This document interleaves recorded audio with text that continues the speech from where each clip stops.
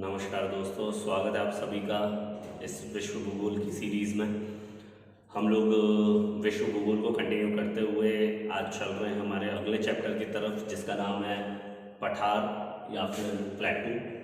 हमें देखना है कि विश्व में कहाँ कहाँ पर कैसे कैसे पठार हैं और किस किस स्थिति में हैं, उनके प्रकार कैसे हैं, कैसे पठार बनते हैं, इन सारी चीज़ों को हम पठार के तौर पर यहाँ पे समझेंगे।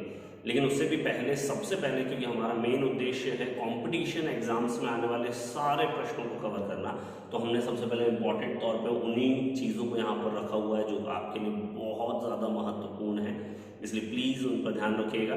सबसे पहले हम देखते हैं कि भूपटल पर पठारों का विस्तार कितना है। जैसे कल हमने पर्वतों का देखा था, वैसे ही आज हम किसका देखेंगे, पठारों का। तो पठार 33% पठार इस भूपटल पर स्थित हैं, ठीक है। फिर अगर हम बात करें कि विश्व का सबसे बड़ा पठार कौन सा है, तो विश्व का सबसे बड़ा पठार हमारे एशिया में स्थित तिब्बत का पठार है। एग्जाम में जो बहुत ज़्यादा महत्वपूर्ण है, तो आप देखेंगे कि तिब्बत का पठार की स्थिति कहाँ है। तो भारत के जस्ट ऊपर हमने देखा कि कल हम देख रहे थे कि पामेर ग्रंथि, और पामेर ग्रंथि से निकला हुआ हमारा हिंदुकुश और कुनलुन पर्वत। तो जब आप वो पर्वत देख रहे थे, तो यहाँ पे कुनलुन पर्वत है जो कि चाइना में स्थित है, और ग्रेट हिमालय हमारा जो तिब्बत रीजन या हमारी ऊपरी बॉर्डर नेपाल के पास पड़ता है। तो ग्रेट हिमालय और कुनलुन पर्वत के बीच का पूरा स्थान जो तिब्बत है, मेन तिब्बत है हमारा, वो किसमें आता है, तिब्बत के पठार के अंतर्गत आता है। और उस पूरे एरिया को क्या कहा जाता है, तिब्बत का पठार कहा जाता है, ठीक है। तो ये बहुत ही ज्यादा इंपॉर्टेंट चीज आपके सामने यहाँ पे रख दी है, ठीक है। नेक्स्ट, दूसरे अगर हम बात करें कि विश्व का सबसे ऊंचा पठार कौन सा है, तो विश्व का सबसे ऊंचा पठार है हमारा पामेर का पठार। इस बात को ध्यान रखना, वास्तव में ये तिब्बत के पठार का ही एक अंग है, लेकिन हम उसे अलग से एक नाम दे रहे हैं, पामेर का पठार, ठीक है। इसे संसार की छत या रूफ ऑफ द वर्ल्ड कहा जाता है। नेक्स्ट, अगर हम बात करें कि विश्व विरासत, ये अभी अभी आया हुआ प्रश्न एसएससी में कि ऐसा कौन सा पठार है जिसे विश्व विरासत सूची में शामिल किया गया है 2006 में, तो उसका नाम है जाडो पठार, जो कि कहाँ पर स्थित है, पूर्वी नाइजीरिया में स्थित है।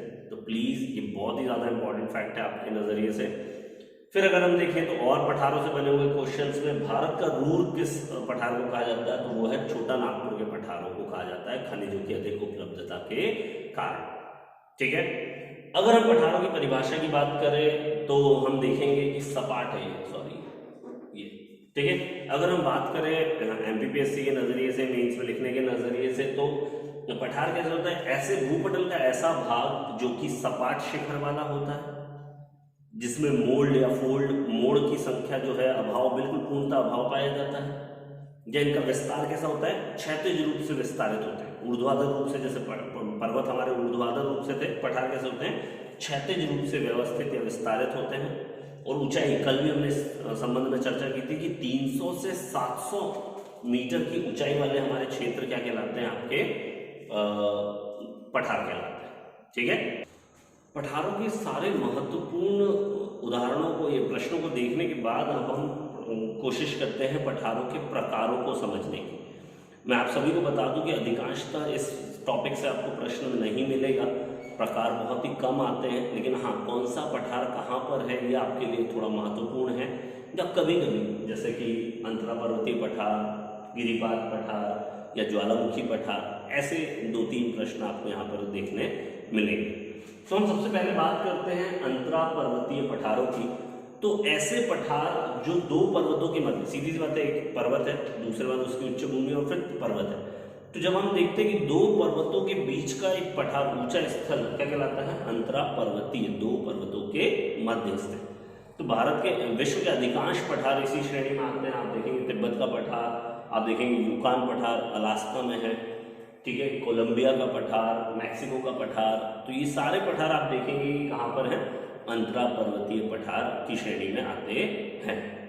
फिर हम बात करें गिरिपाद पठार या पर्वत पदीय पठारों की, तो सीधी सी बात है, ऐसे पठार जो पर्वतों की तलछटी पर आधार से हल्का सा ऊपर उठ के, जब आप देखेंगे ये पर्वत है अपने, इन पर्वतों की पादों पे, तलछटी पर स्थित पठार क्या कहलाते हैं, गिरिपाद पठार कहलाते हैं, ठीक है। इसके अंतर्गत भारत का अपना शिलोंग का पठार, पिडमांट पठार, अमेरिका का कोलोराडो का पठार आदि अनेक पठार यहाँ पर भी आपको उदाहरण के तौर पे मिलेंगे। तीसरे पठार की अगर हम बात करें गुंबदाकार पठारों की, तो मैंने यहाँ पे दिया है कि वलन या संपीड़न बलों के कारण। सीधी सी बात है, दो प्लेटें हैं आपस में पास आती हैं तो बीच की भूमि यहाँ पर कैसे होती है, फूल जाती है। या कई बार ज्वालामुखी उद्गार पूर्ण रूपेण नहीं हो पाता, उस कारण से भी वहाँ की चट्टानें उभर आती हैं। हमने आग्नेय चट्टानों में इनका देखा था। तो ऐसी चट्टानों के उभरने के कारण भी क्या बन जाता है, पठारी भूमि का निर्माण होता है, जिसे उदाहरणों से आप देख सकते हैं। छोटा नागपुर का पठार, ओजाव्स पठार यूएसए आ चुका है पेपर्स में, बहुत इंपॉर्टेंट है। ये भी क्या है, हमारे लिए महत्वपूर्ण है।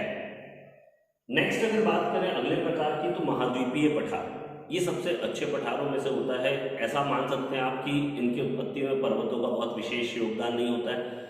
पर्वतों से दूर स्वतंत्र रूप से निर्मित सागर या मैदानों से घिरे हुए, पर्वतों से दूर सागर और मैदानों से स्वतंत्र रूप से निर्मित पठार क्या कहलाते हैं, आपके महाद्वीपीय पठारों की श्रेणी के अंतर्गत आते हैं। तो यहाँ अगर हम देखेंगे उदाहरणों में सबसे इंपॉर्टेंट हमारा प्रायद्वीपीय पठार, बहुत ही ज्यादा इंपॉर्टेंट। ऐसा ही सेम ऑस्ट्रेलिया के चारों तरफ भी आप समुद्र देखेंगे तो ऑस्ट्रेलिया के पठार इस श्रेणी के अंतर्गत हमने रखे हुए हैं। भारत के सारे पठारों को आप देखते जाइएगा कि वो किस श्रेणी में, वो हमारे लिए ज्यादा महत्वपूर्ण रहेंगे यहाँ पर।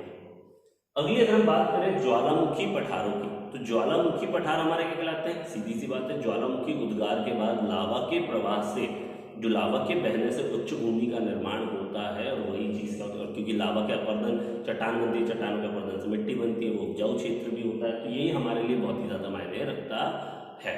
और दोनों ही पठार आप देखेंगे, मालवा का पठार हमारे मध्य प्रदेश का या फिर दक्कन का पठार, दोनों ही पठार हमारे लिए बहुत ही ज्यादा महत्वपूर्ण